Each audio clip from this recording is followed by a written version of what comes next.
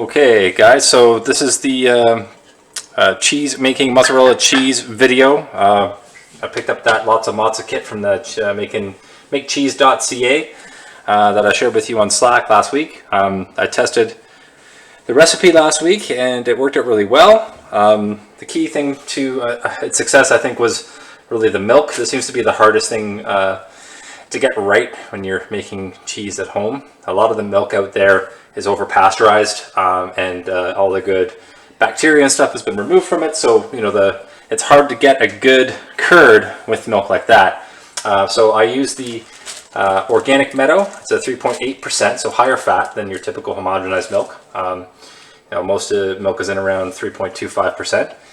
Got 4 liters for this one. That's what I'm going to do on this recipe. The recipe that you get in the box has measurements that pertain to between 4 and 6 liters. Okay, so I just wanted, this is a quick introduction to the tools that you're going to need to get set up to successfully do this recipe.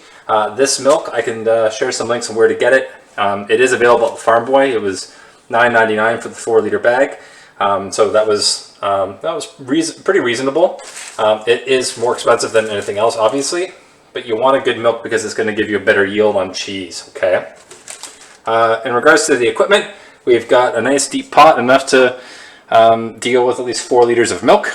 Large slotted spoon, a lid for the pot,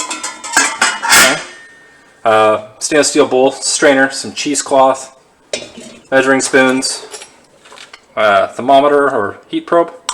We've got the citric acid from the cheese kit and the Reddit tablets. Okay, I'll also get some salt, measuring spoons. Here I've got a little bit of a couple tablespoons of water, just regular tap water. That's to dissolve the citric acid in, and I'll talk about that in part 2. This here is a 1/4 cup of distilled water, preferably. This is where we're going to dissolve the rennet in, and I'll talk about that as well in part 2. The thing is that the rennet can't have any chlorinated, any chlorine in there, because it really messes with the enzyme and can actually prevent it from doing its job. I didn't actually have full distilled water, so I just used some water out of my kettle, which worked really well because it's mostly distilled. A lot of the chlorine is already evaporated off of it. It's been brought to a boil, and that seemed to work just fine. So if you don't have distilled water, go with something out of your kettle, and that's a good way to go there. Lastly, before we jump into the actual cheese making, I just want to talk about the sanitization of your equipment. So first of all, obviously wash your hands, guys. Secondly, you want to make sure that all your tools have been sanitized. If you fill this up with water, boil your spoons, boil all your bits so that you don't get anything in there that might change the culture of your cheese. Okay. Last thing to mention would be you would need some gloves. Just like a regular food service glove, or if you can get them, high heat gloves. When you're dealing with the cheese later on the stretching, you'll see that that's going to be needed, and you'll see I'm just using like a food grade glove. Yeah, that's it, so stay tuned for part 2.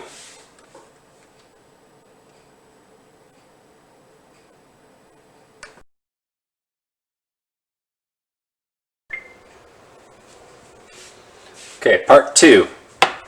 We have everything in its place, everything's clean and sanitized. I've got, for this recipe, I found that the half tablet of rennet worked well for I've got 4 liters of milk. Now the recipe says in the cheese book that it can do between 4 and 6 liters, so there is some variance there. And it's recommending 1/4. I didn't feel 100% confident with that, so I thought I'd go with the half just to make sure that it works.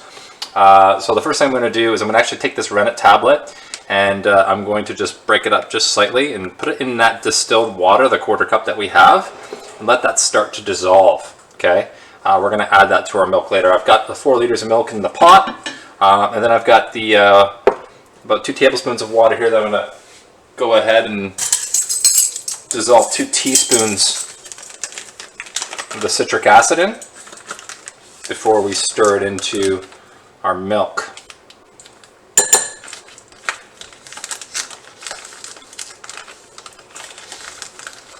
Now, if you were to just put this directly into the milk, you might have an uneven, almost like it might start to curdle where the citric acid comes in contact with it. So That's why we're going to dissolve it, because it's going to be easier to pour in there and to get it to distribute more evenly without that happening.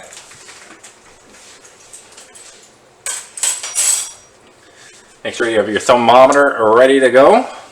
Give that citric acid a good swish. Get that all nice and dissolved. I get rid of the granules.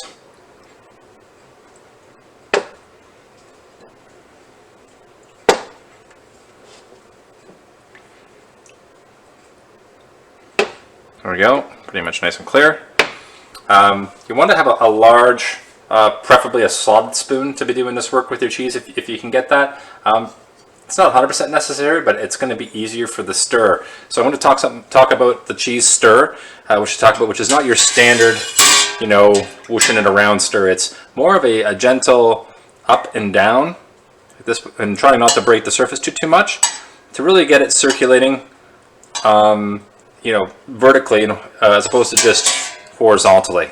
Okay, and that's going to make a big difference when we're mixing in our citric acid than after when we do our rennet. So next step is the citric acid is all dissolved. It's ready to add in here. I'm going to add that in while you're stirring.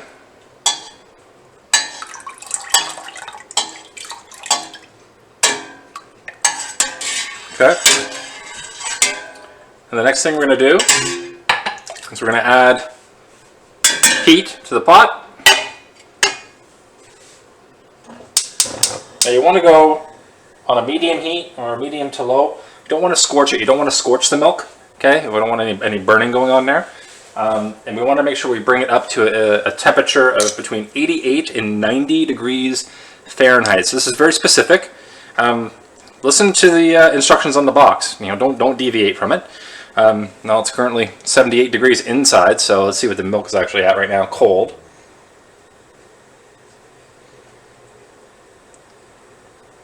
It's been sitting out on my counter for a little bit here, so yeah, we're like 57. So this is going to take a couple minutes to get up. So I'm going to set my thermometer there.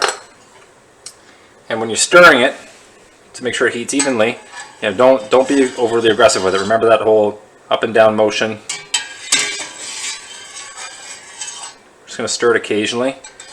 Come back to it. Watch your heat. We want to make sure that it doesn't come to a simmer.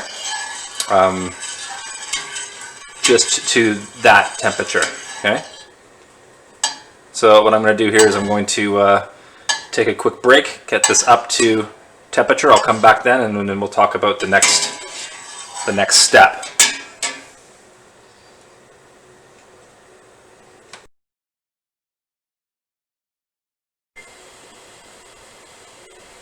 Okay, back for part 3. It's been about 10 minutes, guys. Gently stirring the milk, trying to heat it between 88 and 90 degrees Fahrenheit. Just checked a minute ago, we were just in the mid-80s. So as long as you keep your heat fairly low, this is an easier process to control. 85, 86, getting there, 87, 88. I'm actually just going to turn the heat off now. I know that I'm near that 90. A little stir. I can actually see a little bit of coagulation happening just from the citric acid. Now there's some recipes out there where you don't even use the rennet. Like if you wanted to do a real simple ricotta, it doesn't necessarily require the rennet. You're going to be able to generate enough coagulation with just enough acid instead. Heat is off completely. This is very important for this step. You don't want it to get any hotter than it is. If you're using an induction top or something like that where the heat is going to continue to go with it, I would recommend moving it completely. There really isn't a lot of heat coming off my stove. I got gas here, so once the heat's off, that's kind of gone. Now the reason why I went ahead and got that rennet tab in there early is because it takes about 15 or 20 minutes to start to dissolve it, and it will never actually completely dissolve. It'll kind of look like this. That's okay, all right? But you don't want there to be any large chunks in it. You want it to be able to distribute nice and evenly. The next stage here, we're going to add the rennet to our milk. Okay, so slowly stirring and then adding that up and down motion. Get all that rennet in there. And you only want to do this for 30 seconds. Okay, no longer. It's going to start to curdle, and we don't want to break up that curd. We want to let it get together and form a mass. Okay.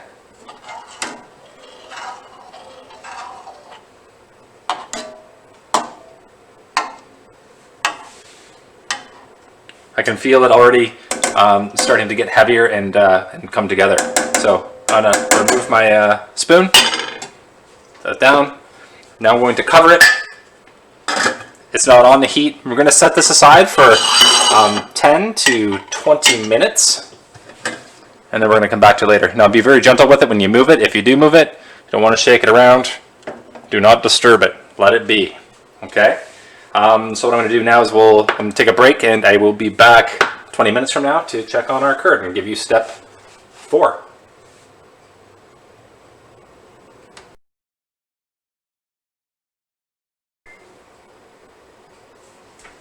Okay, back with part 4, guys. I waited about 20 minutes, didn't disturb it. Okay, I'm gonna take the lid off now and take a look and see, what our curd is looking like. Okay. Now, very important that during that resting process you don't stir it. You're gonna ruin the whole process of it actually forming and coming together. So that's why you want to leave it undisturbed. It wasn't on the heat. Next thing we're gonna do is we're gonna kind of take a closer look, at the whey. You can see. At the curd. The curd is kind of pulled away a little bit. You can see a little bit of like a division between the edge of the pot and all the curd in the center. So I'm using a long bladed knife. I'm gonna gently cut through here, and you should be able to cut and see a distinctive break or your cut line. About every 2 inches or so.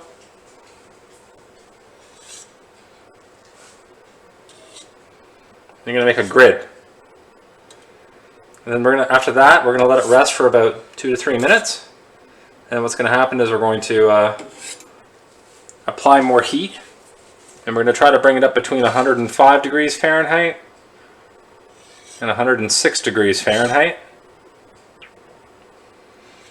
And once we apply the heat, we're going to gently stir. So this process probably takes about 10 minutes.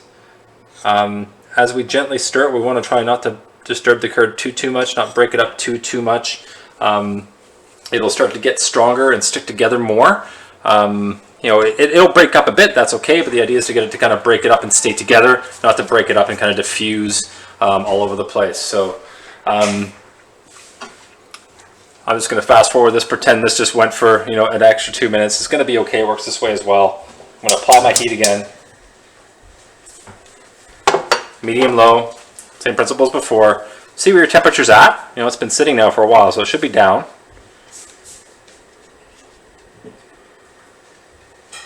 Yeah, right now it's sitting at about 92. Slowly climbing. Now, when you get in here with your spoon, go in gently. And try not to break too much on the surface. Now you can see them kind of pulling apart and all the divisions your knife cut. And then I'll just give it a little gentle turn.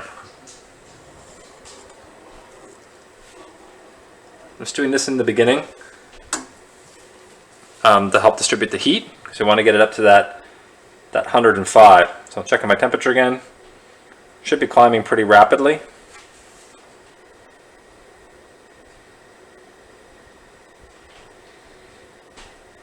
Getting closer now, we're up to 95. So same thing again, just gonna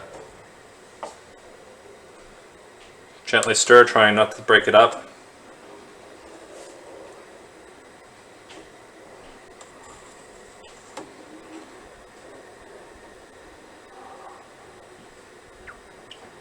As it gets hotter, it's gonna come together more.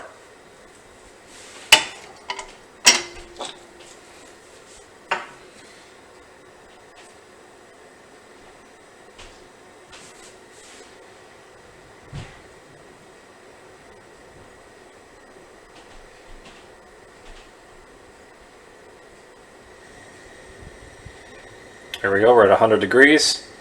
So about 5 degrees to go. And then what I do is once I get to about 104, obviously there's going to be some carryover. I recommend just turning the heat down to like the minimum that you can on your stove.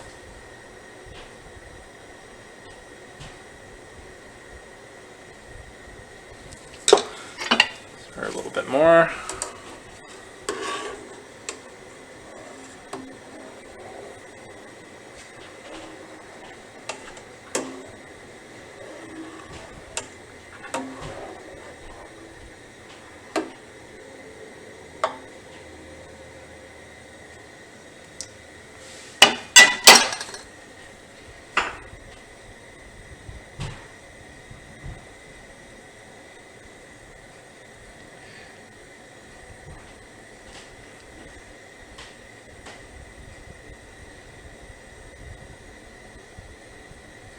Okay, about 103. I know this seems really tedious. There we go, we're at temp. Turn my heat down now, so I'm not adding any more. Nice and low. And then basically with your cheese stir,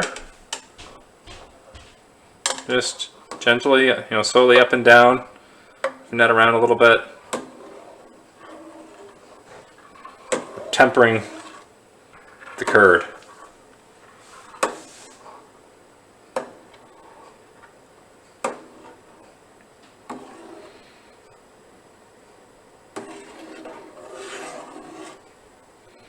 Pull some of it up there so you can see. All the yellow liquid is the whey releasing, and by stirring it, we're encouraging it to release some of that extra whey. It's going to give us a richer cheese.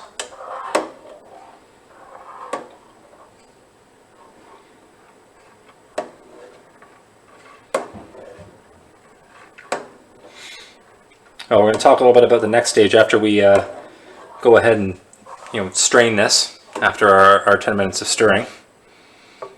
We're going to have to heat the cheese and stretch the cheese. There's two methods of giving you in a box. One of them is taking some salted water and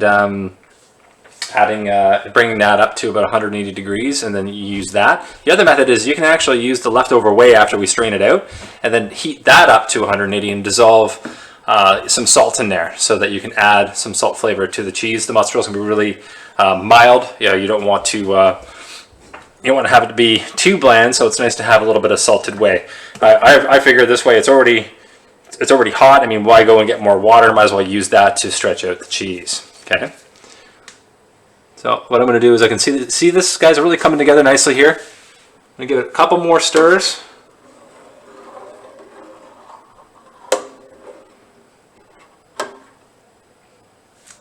I'll let it sit for a couple more minutes. I have about another 4 or 5 minutes of stirring, so I'm gonna take a break here. Come back when we're ready to strain it off, and we'll pick it up from where we left off there. Okay.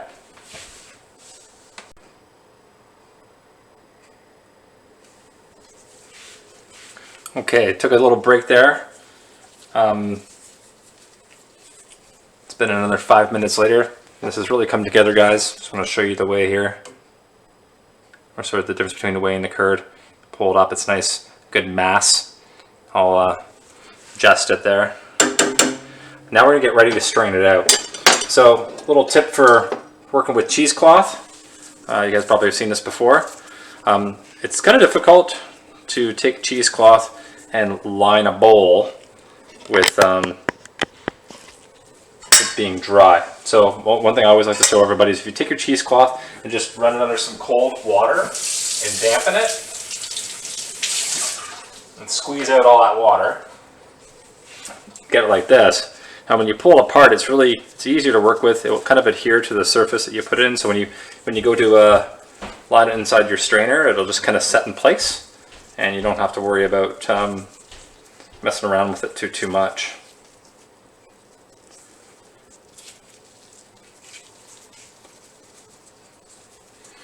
Take that there.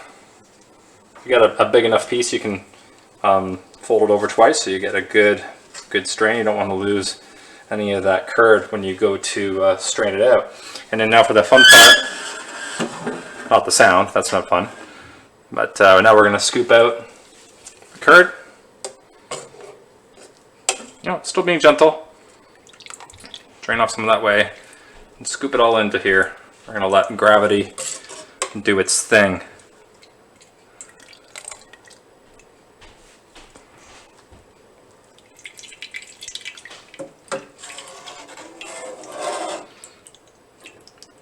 Well, this is pretty much the same process for making ricotta. If you were to stop here, this is essentially ricotta, okay?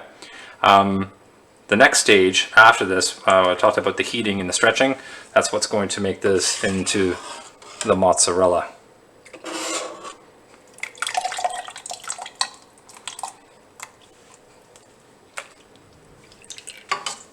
Quite a bit here. I think I may be getting a little bit of a higher yield than I did on the one that I did last week. Don't waste any of it, you know, get as much of this out as you can.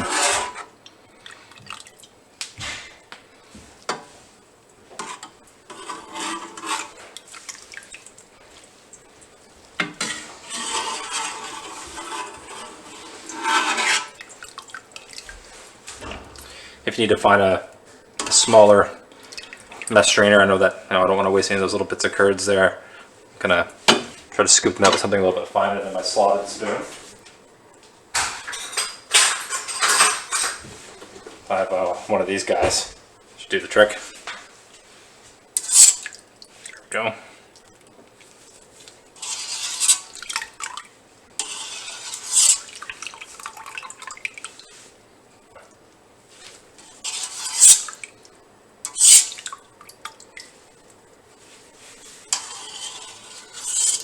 Great. There we go. Now while you're waiting for that to strain, you can go ahead and you can bring this up, this extra whey liquid up to temperature and use this to do our melting and our stretching. Take a couple minutes. I'm just going to put that on nice and low. When you're adding salt to things, it's really important to taste it for salt. So I'm actually just going to taste a little bit of my whey. It may seem a little bit gross, but it's not. I mean, obviously, it's very neutral. I haven't added any salt to it. This recipe is actually recommending that to about 2 liters of water, you're going to go ahead and add about 4 tablespoons of a cheese salt, or a kosher salt is also good. A cheese salt is just a really finely ground salt. It's not 100% necessary to have. Use a good kosher salt. It dissolves a little bit faster, so it's easier to kind of gauge your seasoning. Add the salt here. I'm going to start with 4 tablespoons. Now this is about, I would say about 2.5 to 3 liters of whey.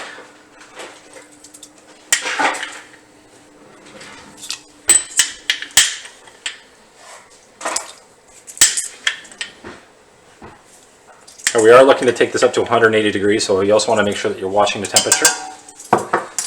We'll start with our 4 there. Rinse off my spoon.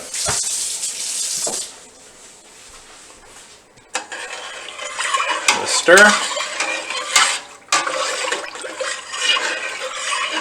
Get that salt dissolving. Let's just double check and see where we're at for temp.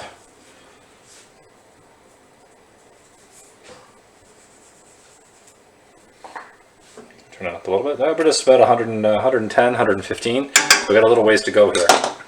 All right, so give it about a minute for the salt to dissolve, and then give it another taste. Now, what's the level of salt like? Do you want it to be a little bit more? I do. I can taste the salt, but I'm going to add another tablespoon. I need to get it to where I want it to be. Remember, this part is going to add the flavor to the cheese.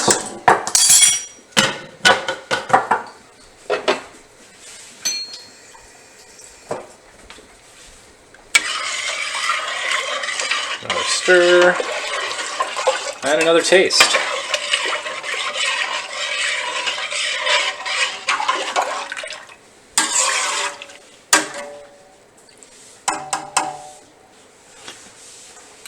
Good, that's where I want it. Now remember, you're doing this at home, your measurements are going to be slightly different, it might not be the same, so it's important to taste the salt to know that it's where you want it to be. I'm just going to double check the temperature.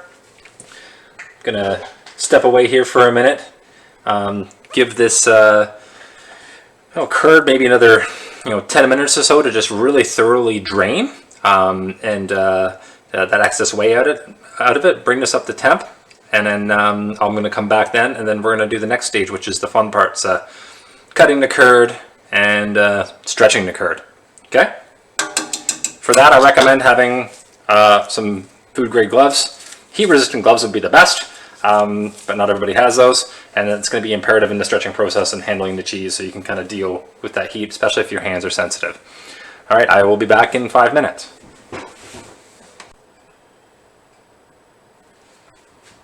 Okay, back from my other break. The excess whey, we brought it to 180 degrees and turned the burner down to the super ultra low just to keep it hot so I'm not losing that heat. I have also gone ahead and constructed myself more of a heat resistant glove. So I've taken a new pair of dish gloves, but I've actually put a food grade glove over top of them. This is going to help insulate my hands because I got to go into the 180 degree way here to stretch some cheese. Now you can do it a little bit differently. It is way more time consuming, and that is you can do small batches, a little bit on a spoon at a time, and pull it out and then put it back in and pull it out and put it back in. But for the interest of getting a good consistency on your cheese, it's easier to do it in larger portions. So if you go ahead and you take, look at our strained curd here. Let's see what we have in the bottom here. It's quite a bit. I'm just going to discard that. Save my bowl here.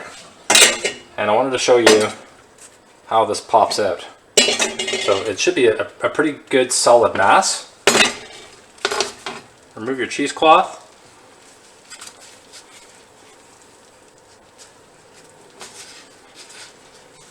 There you go. Okay. You could reuse the cheesecloth.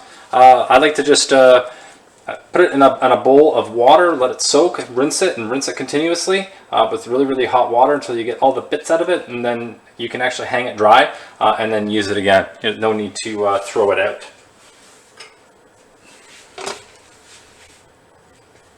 I'm actually going to keep this here just in case we need to use this to scoop out our cheese. Okay, so I would work maybe in, you can cut it into thirds or fourths. You don't want to work with the entire mass at once. We don't have that much room in the pot. But you can see it is cuttable, and you can grab it, okay? So that's what it looks like. I'm going to use my strainer here to submerge it in the hot liquid. Get my hands right in there. I'm going to wait about 15 seconds or so. Start to melt the curd and make it a little bit more manageable. You can see it getting kind of stringy, and then this is where you can, this is the fun part where you can stretch it. Put it back in the heat.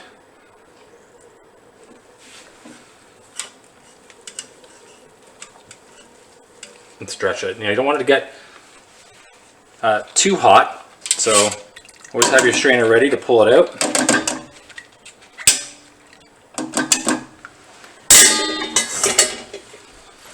And continue to stretch.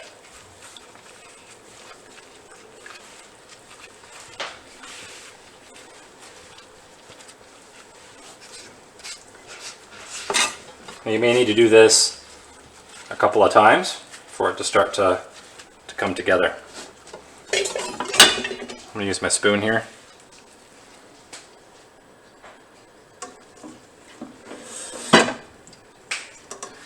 Bring this a little bit closer so you have a better view.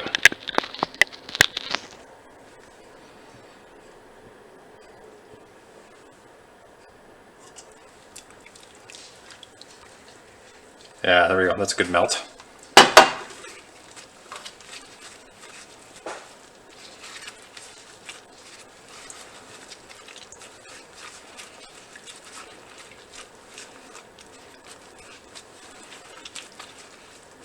You may need to do this 3 or 4 times.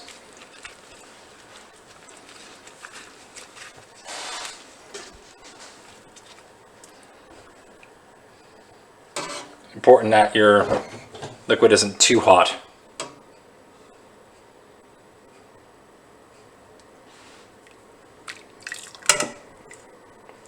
Make sure you're maintaining that 180 degrees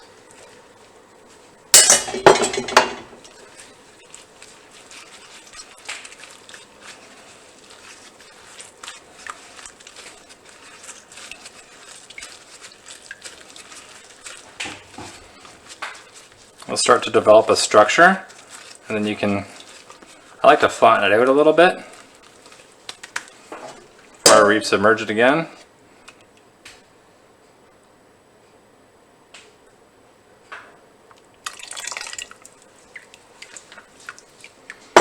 Then I can actually fold it in on itself and stretch it that way into like a little matzo ball. That's the traditional way. The more you work it, the tougher the texture will be. The less you work it, the less firm it'll be. Okay, what you're doing is you're giving it structure. You're developing that structure.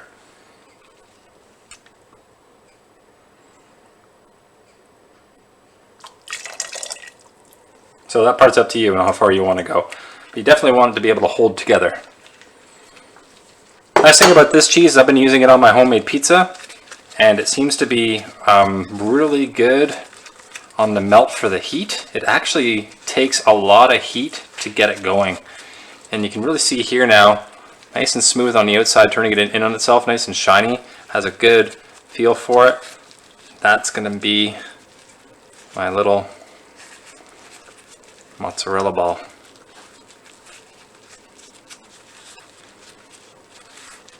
Okay, and then what you do is just set those on your board and them ready to cool down and enjoy.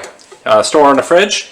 I tried to store my last batch in some of the leftover brine, which I thought was going to be really clever. That's usually how you get it in a grocery store. I didn't like the result. Sorry, I've done a lot of talking this week. What ended up happening was it actually started to, didn't affect the overall flavor of it at all, but it started to make the outside of the cheese like really milky and wet and kind of eating away at it slightly. So I didn't like that. So I think that this time I'm just going to leave my mozzarella the way that it is. You could also take it if you want to speed up the cooling process and you're looking for a particular shape. You could put it into some ice, like an ice water bath, to really like to stop, for it to hold its shape. If you're looking for a specific round one, depends, what the ultimate goal is.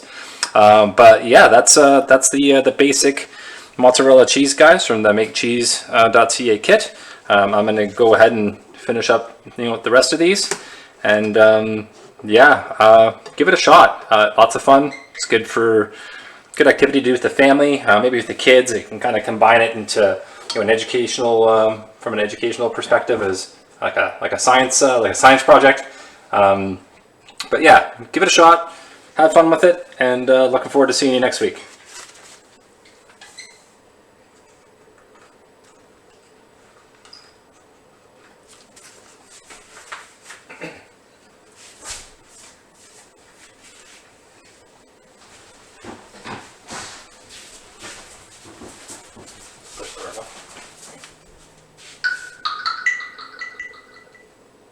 Push the pause button. Sorry. Okay. It's not a touchscreen one.